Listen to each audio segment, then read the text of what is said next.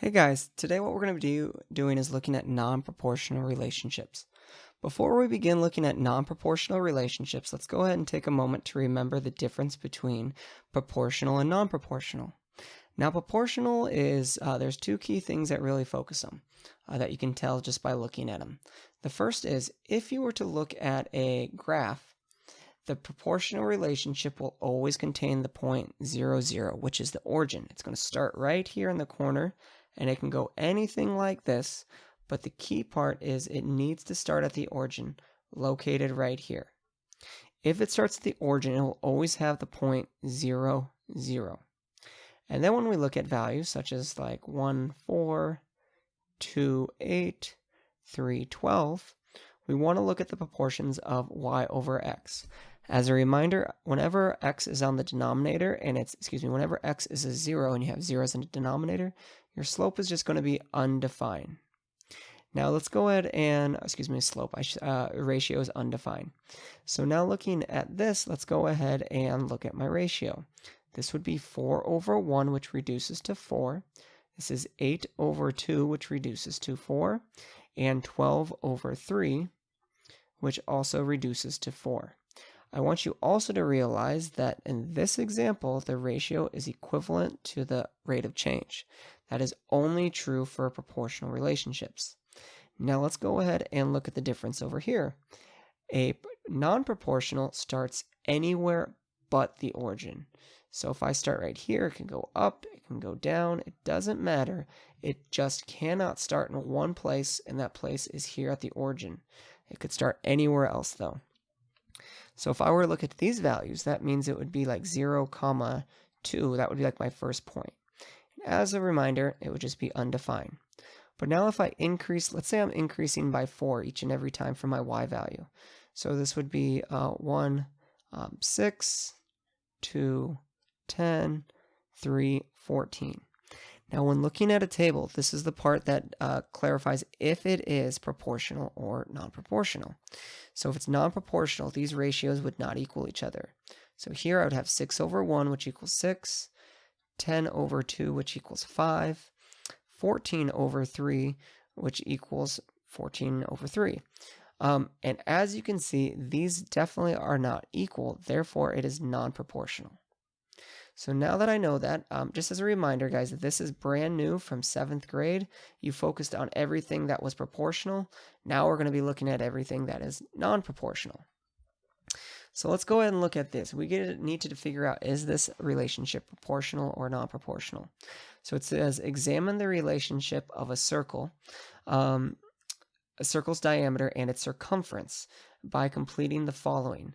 Find the circumference of each circle in the table. Use 3.14 for pi. So if you remember, circumference is equal to diameter times pi. So on this example here, I'm going to have C equals 4 times 3.14, and then C equals 8 times 3.14. And I would continue this process and I would solve them all looking like this. And C equals 16 times 3.14. All right, now if I were to get a calculator or solve these by hand, it would look something like this. Once I solve for 4 times 3.14, that would be equivalent to 12.56. And then 8 times 3.14 is 25.12. And I will continue the process of doing this to get these numbers. So now that I have the table done, it says state the rate of change. So one thing, the rate of change is what am I constantly increasing by? I don't want you to be fooled. I see that we're increasing the circumference by 4. That's not what we're talking about. Every time my diameter increases by 1 inch, what am I going to be increasing by? I'm going to be increasing by pi. So when it says state my rate of change is going to be pi or 3.14. 3.14.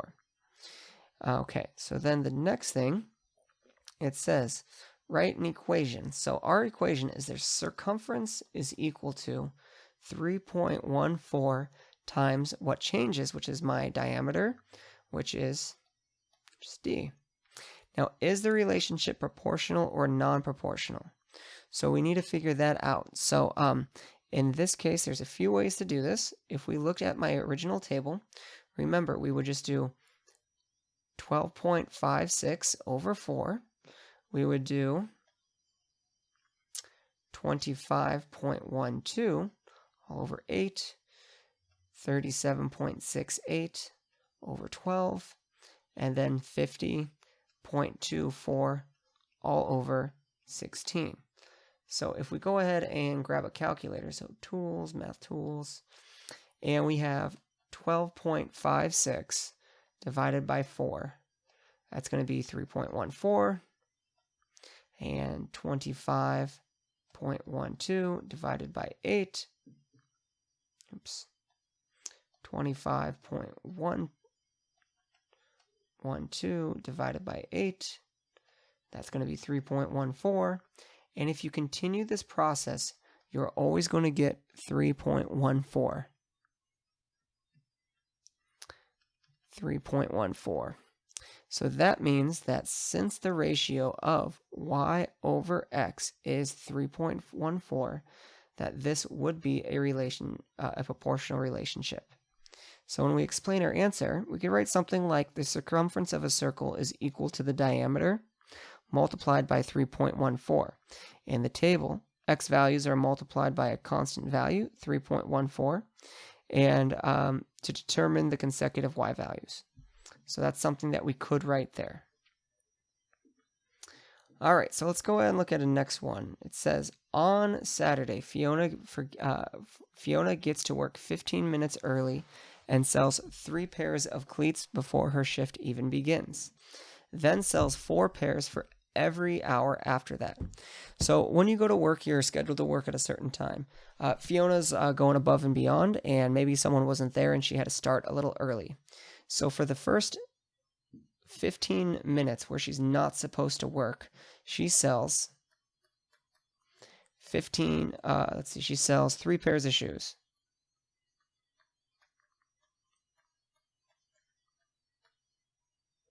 So then after that, after she sells the 3 pairs of shoes, for every hour she's there, she's going to sell 4 pairs of shoes till the end of her shift. So for every hour, she's going to sell 4 pairs. So let's go ahead and look at this. Before she even begins work, she sells 3 pairs. Then it says every hour she's going to sell 3 more.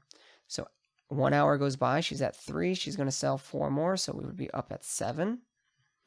Then at the second hour, she's going to sell 11, because she sold another 4 more. Then at the third hour, she's going to sell 14. And then at the fourth hour, she's going to sell 4 more, which is 16. So you could continue this process, but what I want you guys to realize is, let's make sure I did this right, 3.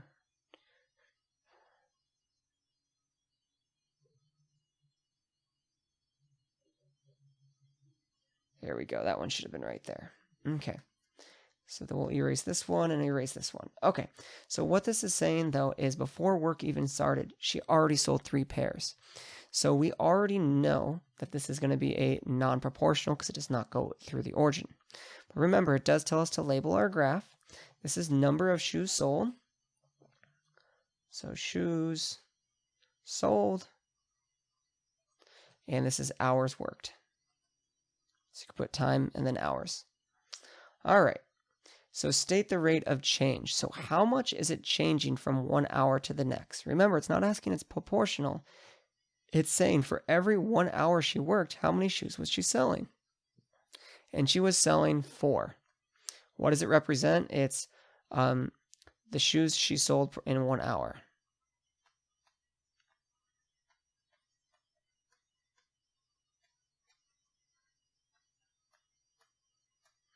All right, so that's the amount of shoes she sold in 1 hour. Now, write an equation that represents the relationship. Now, remember, the total amount of shoes that she sells is the 4 shoes that she can sell per hour.